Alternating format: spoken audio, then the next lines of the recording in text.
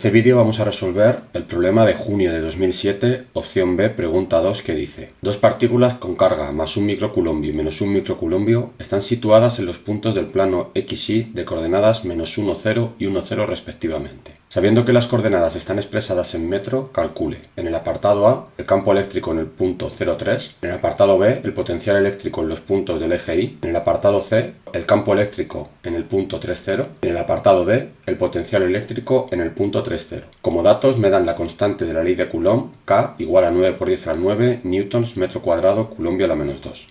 Lo primero que vamos a hacer es dibujar la situación que tenemos. Vamos a empezar por el apartado A.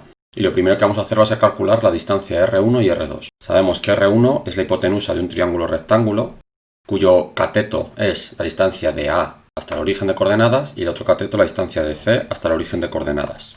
De tal manera que, aplicando el teorema de Pitágoras, R1 va a ser la raíz cuadrada de la suma de los catetos al cuadrado, es decir, menos 1 al cuadrado más 3 al cuadrado. Y nos quedará la raíz de 10 metros. Para R2 hacemos lo mismo y obtenemos el mismo resultado. A continuación, recordamos que las cargas positivas crean campos repulsivos y las cargas negativas crean campos atractivos. De tal manera que en el punto 0,3, dado que la carga 1 es positiva, va a crear un campo repulsivo, es decir, en este sentido y dirección. Sin embargo, la carga 2, que es negativa, va a crear un campo atractivo, es decir, en esta dirección y sentido. Siendo el campo 1 y el campo 2 vectores. De tal manera que el campo total es la suma de los dos, que va a tener esta dirección y sentido aplicando la regla del paralelogramo.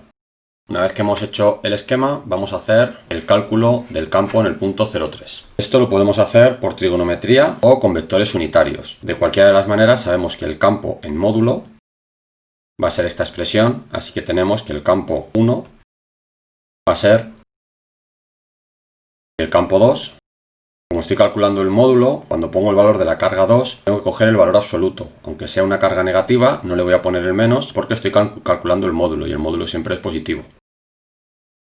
Dado que las distancias y las cargas son iguales en valor absoluto, me da el mismo valor. Por lo tanto, lo puedo poner todo junto como que el campo 1 y el campo 2 son iguales. Utilizando el principio de superposición, sabemos que el campo total va a ser la suma de ambos campos, pero la suma vectorial, porque todos son vectores.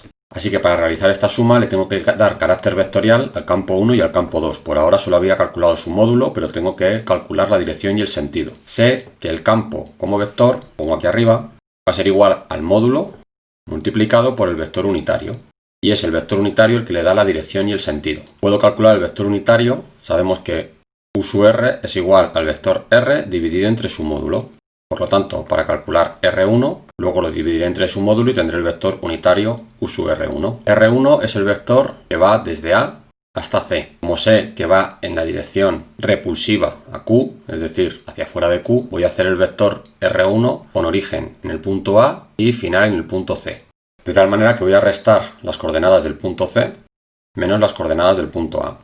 De tal manera que obtengo un vector como este. U sub R1, el vector unitario para el campo 1, va a ser el vector R1 dividido entre su módulo. El módulo lo habíamos calculado antes, que era raíz de 10. Opero igual para R2. En R2 podemos observar que el campo 2 va en sentido atractivo hacia Q, por lo tanto el origen del vector va a ser punto C y va a terminar en el punto B. De tal manera que van a ser las coordenadas del punto B menos las coordenadas del punto C. Obtengo un vector R2. De tal manera que el vector unitario U sub R2 tiene este valor. Así que ya puedo aplicar estos vectores unitarios con la definición del campo para darle carácter vectorial al campo 1 y al campo 2, ya sé su módulo. Así que el campo total es igual al módulo del campo 1 multiplicado por el vector unitario 1 más el módulo del campo 2 multiplicado por el vector unitario 2. Ya hemos dicho que los módulos son exactamente iguales y valen 900, así que puedo sustituir. Saco factor común el módulo del campo y multiplico por los vectores unitarios. Puedo fijarme en el que 3j menos 3j se va a ir, ya que el denominador es común, y obtengo un resultado del campo total de 569,21 y newtons por coulombio. Y con esto tendría hecho el apartado A. Para el apartado B me piden el potencial eléctrico en los puntos del eje Y. Dibujamos de nuevo la situación. En este caso el potencial es un escalar, cuya fórmula es K por Q dividido entre R. Y podemos usar el principio de superposición, de tal manera que el potencial total es la suma de los potenciales creados por cada carga. Del esquema que hemos dibujado nos podemos fijar que las distancias que hay desde la carga 1 hasta el eje Y, da igual a qué punto, son iguales a las distancias que hay desde la carga 2 al eje Y.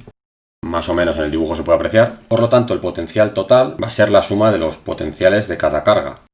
Va a ser la constante por la carga 1 dividido entre la distancia, que no sabemos cuánto es porque me dicen de todos los puntos, más la constante por la carga 2 dividido entre la distancia. Si sustituimos el valor conocido, podemos ver que ambos valores son iguales, dado que las distancias van a ser iguales, pero uno con signo positivo y el otro con signo negativo. De tal manera que da igual la distancia que separen las cargas del eje Y, que siempre el potencial total va a ser igual a 0. Pasamos entonces al apartado C, en el que me piden el campo eléctrico en el punto 3,0. De nuevo empezamos calculando las distancias R1 y R2.